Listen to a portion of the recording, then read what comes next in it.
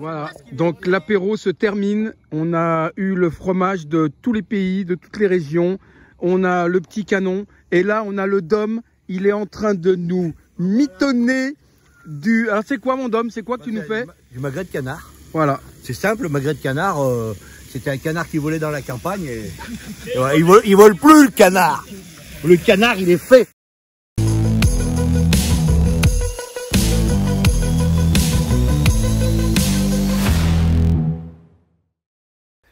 Salut à toutes et à tous, très heureux de vous retrouver dans ma bande de potes, la chaîne des motards et des motardes qui roulent peinard. Alors déjà, première info, vous ne vous êtes pas trompé de chaîne, vous n'êtes pas sur la chaîne de Super Bourrin, mais restez jusqu'au bout de l'émission et vous saurez pourquoi le Dom, il nous a mitonné un magret de canard aux petits oignons. Mais avant, on va partir au soleil, puisqu'on va se rendre dans un premier temps au Maroc pour poursuivre notre périple entre potes en direction du sud marocain. Là, aujourd'hui, on va traverser la région montagneuse de Taroudan. Et puis ensuite, on ira en Corse pour retrouver mon pote Philippe qui, lui, vient de se faire un périple de 10 jours sur l'île de Beauté. Il a dégoté des petites routes magnifiques en Haute-Corse et bien sûr, il les partagera avec nous. Il a même fait du kayak de mer. Et puis à la fin de l'émission, vous verrez en exclusivité mondiale les premières images de la potiflette. Et ouais, parce qu'elle est terminée. On est rentré hier, on a passé 4 jours absolument magnifiques. On a partagé le pain, le vin, le fromage. C'était super sympa. On a découvert des paysages merveilleux. Il y avait vraiment une super ambiance entre nous et on s'est bien marré. Allez, comme promis, on part maintenant au Maroc, direction l'Anti-Atlas pour notre petite virée entre potes.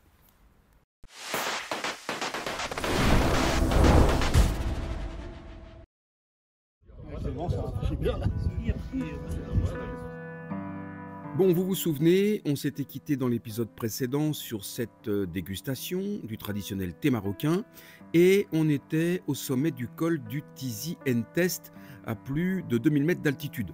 Donc c'était vraiment un moment très sympa et ensuite, eh bien, on a repris la route. Et là, en fait, on se rend compte très vite qu'on est vraiment en montagne. Donc, tout de suite, on se dit que la prudence est de mise et qu'il va falloir faire très attention.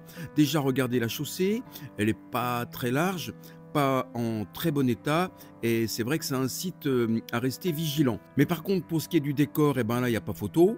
Il est absolument superbe avec toujours cette vue impressionnante sur la plaine, les montagnes, c'est vraiment magnifique. Et franchement, sans exagérer, quand on s'est retrouvé face à ce décor, eh ben vraiment, on a pris un immense plaisir et c'était vraiment un moment très sympa.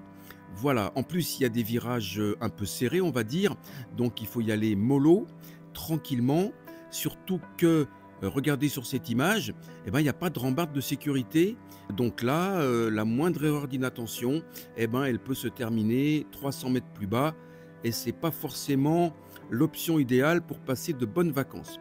Donc prudence et on roule cool. Et d'ailleurs je pense que ce ne sont pas les passagères des motos qui me diront le contraire. N'est-ce pas les filles? Non, je vous charrie les filles, vous avez été top pendant tout le voyage, donc un grand bravo à vous toutes. Mais là, regardez, on est quand même d'accord sur cette portion, faut pas choper la tremblote, et c'est vrai que le guidon, tu le tiens et tu le lâches plus. Voilà, toujours la descente du Tizi Entest, avec les motos que vous apercevez en contrebas, et toujours ce paysage minéral, mais vous le voyez au premier plan, il y a quand même un peu de verdure, il y a quelques pauvres arbustes qui sont là en fait pour servir de garde-manger aux chèvres et aux moutons. Voilà, donc la descente s'est bien passée et on a continué notre route tranquillement. Alors maintenant, petite parenthèse parce que je voudrais vous parler d'un événement dramatique qui a profondément marqué le Maroc à l'automne dernier. Et cet événement, eh bien, c'est le tremblement de terre qui a eu lieu dans la nuit du 8 au 9 septembre 2023. Et c'était un séisme très violent parce qu'il a atteint 6,8 sur l'échelle de Richter et son épicentre, eh bien, il était exactement dans cette région de l'Atlas qu'on a traversée. Alors, pour tout vous dire, j'ai hésité, mais finalement, j'ai souhaité vous parler de cette catastrophe parce qu'avec les potes, on a été vraiment marqués par les images qu'on a vues ce jour-là. Déjà, il faut savoir que ce séisme, eh ben, il a fait plus de 3000 morts et 6200 blessés, donc un bilan humain très lourd. Et sur le plan des dégâts matériels, eh ben, même chose, c'est tout aussi impressionnant. On estime que dans tout le pays, plus de 50 000 habitations ont été détruites entièrement ou partiellement. Donc des dégâts vraiment majeurs. Et d'ailleurs, il y a des villages entiers qui ont parfois été anéantis.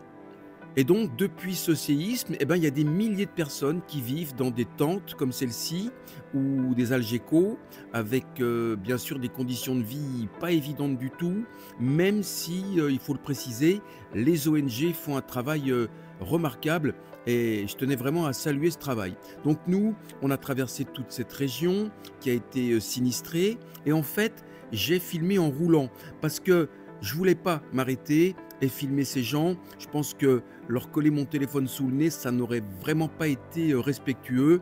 Donc j'ai préféré m'abstenir. Mais en fait, on a pu faire des pauses tranquillement à l'écart des villages. Et là, j'ai filmé certains dégâts. Et vous allez voir, ils sont encore très présents dans le paysage et très spectaculaires. Bon, là, on fait une petite pause. Et je vais juste faire cette petite séquence. Vous allez comprendre très vite, en fait, dans quel contexte vivent les gens aujourd'hui après ce tremblement de terre.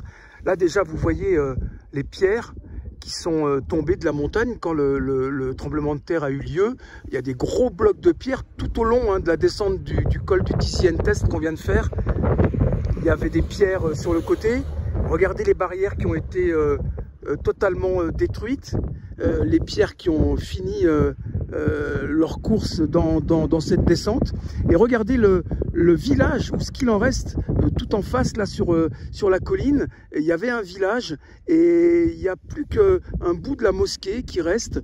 Tout a été détruit. Le village a été détruit à 90% et les gens maintenant ils vivent momentanément dans les algécos que vous apercevez là-bas. C'est les ONG, tous les organismes humanitaires qui leur sont venus en aide et qui ont installé des abris pour qu'ils puissent, pour leur laisser le temps de reconstruire leur maison. Mais on voit vraiment le bout de la mosquée là-bas. Je ne sais pas si on peut le voir, malheureusement je ne peux pas zoomer, mais il n'y a plus que la mosquée qui est debout et tout le reste est tombé. Voilà, et regardez ces pierres qui ont dégringolé. Voilà. Et je voyais tout à l'heure en descendant des enfants, comme bien sûr, ils nous voient arriver, ils nous font coucou, et moi je leur réponds, et je me dis mais quel traumatisme pour eux, quelle angoisse ça a dû représenter de vivre ça quand on est enfant, mais c'est terrifiant, terrifiant. Et voilà, et donc des maisons là qui ont été aussi détruites. Le tremblement de terre, il a fait des dégâts sur des dizaines de kilomètres parce que ça fait plus de 2 heures qu'on traverse ces paysages magnifiques. En plus, regardez, paysages de montagne, c'est vraiment splendide.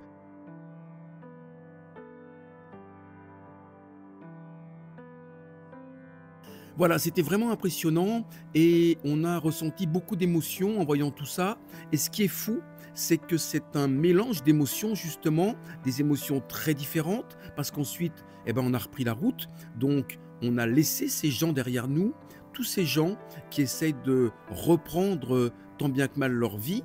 Donc c'est vrai que ça nous a fait bizarre. Et d'ailleurs, ils disent là-bas très souvent un mot, et ce mot c'est Mektoub. Et Mektoub, ça veut dire c'est le destin, c'est comme ça, Dieu l'a voulu. Et nous, eh ben, quand on a repris la route, on a très vite ressenti de nouveau le plaisir de rouler dans ces paysages qui étaient encore une fois magnifiques. Et donc c'était vraiment des émotions très contrastées et c'était une journée vraiment très forte sur le plan émotionnel.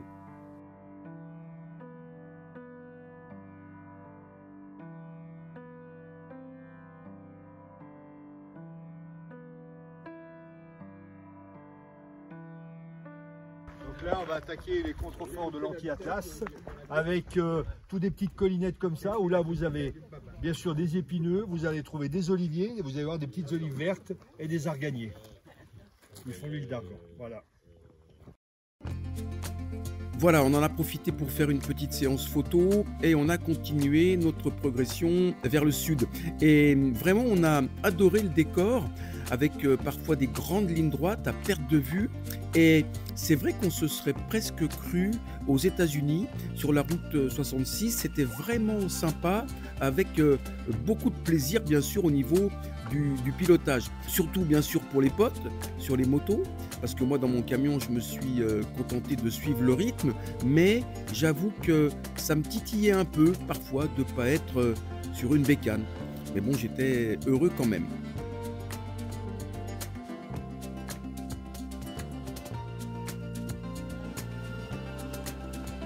Alors là, j'aime bien cette image parce qu'en fait, elle résume parfaitement cette partie du Maroc qu'on a traversée. Regardez, on arrive au sommet d'un petit col, on le franchit et immédiatement, eh bien, il y a un nouvel horizon qui se dévoile et on a l'impression vraiment de plonger dedans. C'est vraiment une sensation de montagne russe qui se succèdent en fait et on a trouvé ça très sympa.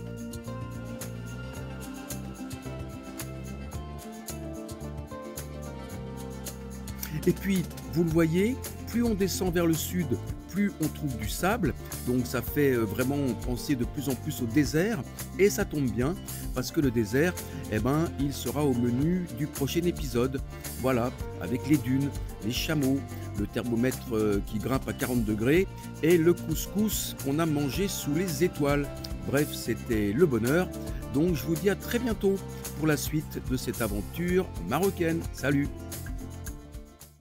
Allez, après le Maghreb, eh ben, on va filer maintenant sur l'île de Beauté et on va retrouver mon pote Philippe. Et oui, parce que Philippe, je vous l'ai dit, il vient d'effectuer un périple magnifique de 10 jours sur cette île incroyable. Et regardez, il a ramené des photos et des vidéos très sympas pour les partager avec nous. Alors il a sillonné toute la partie nord de l'île, il a privilégié les petites, voire les très petites routes et il a découvert les merveilles de la Haute-Corse, les calanques de Piana, le Cap Corse, le désert des Agriates et des dizaines de sites paumés en pleine nature et il s'est régalé.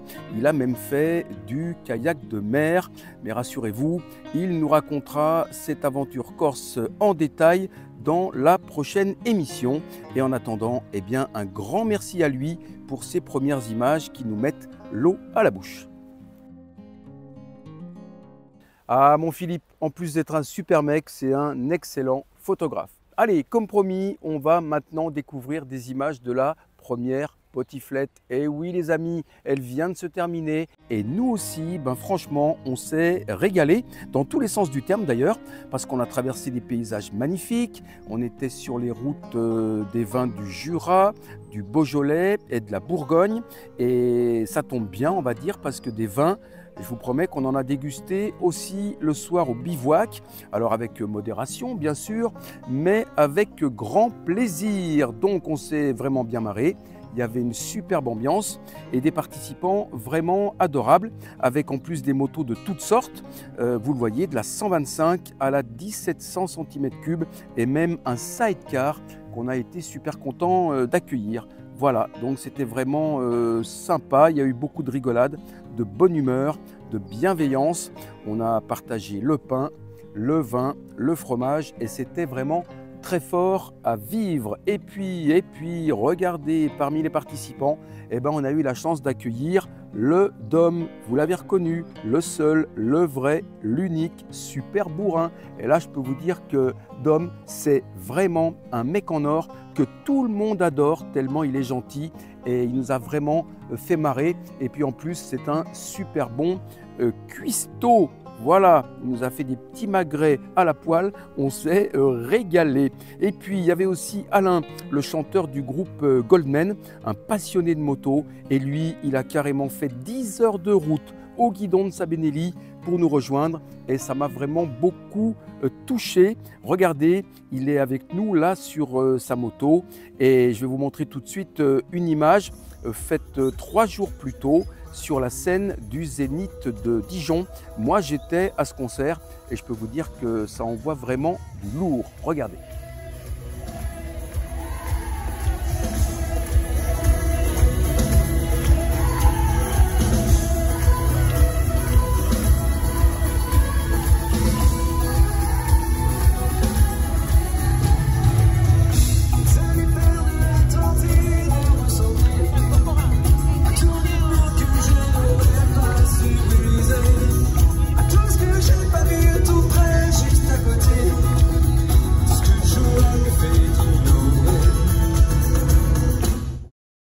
Voilà, et je peux vous dire que tous les membres de Goldman sont des gens super sympas. Certains d'ailleurs sont motards et ils font tous partie bien sûr de la bande de potes. Voilà, on en reste là pour aujourd'hui. Je vous raconterai bien sûr en détail cette première petite dans une prochaine émission. En attendant, prenez soin de vous et de vos proches, on reste cool, on roule peinard. Et puis, oui, j'oublie quand même de vous dire un truc sur la potiflette. Sachez qu'il y en aura d'autres très prochainement dans d'autres régions de France. On n'a pas fini de se marrer tous ensemble parce qu'en fait, avec mon pote Jean Do, qui est la cheville ouvrière de ces potiflettes et que je salue d'ailleurs au passage, eh ben, on a commencé à plancher sur la suite des festivités et je vous promets qu'on vous donnera des nouvelles très prochainement. Voilà, je vous dis à très bientôt. Prenez soin de vous. Si vous avez 2 petites secondes pour vous abonner, eh ben, je serai super content. Salut, on lâche rien.